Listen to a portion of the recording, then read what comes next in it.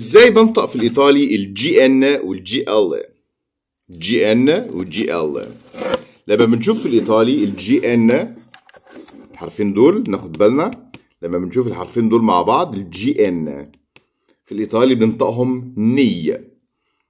الجي ان في الايطالي لما بنشوف الحرفين دول مع بعض كده بننطقهم مع بعض كده ني، زي كلمة نقرا مع بعض كده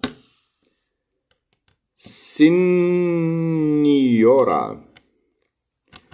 سينيورا سينيورا يعني سيدة. أي جي إن في الإيطالي بنشوفها بننطقها ني، زي كلمة سينيورا. والجي إل بننطقها لي. نشوف أي جي إل بنشوفها بننطقها لي، زي كلمة لوليو. لوليو. دول التركيبتين الحروف الوحيدة في الإيطالي اللي بننطقهم بشكل معين، غير كده أي حرف بنشوفه بننطقه زي ما هو بالظبط.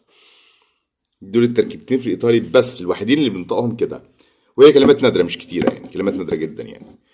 يبقى الجي ان بننطقها ني زي كلمة سينيورا، والجي ال بننطقها لي زي كلمة لوليو.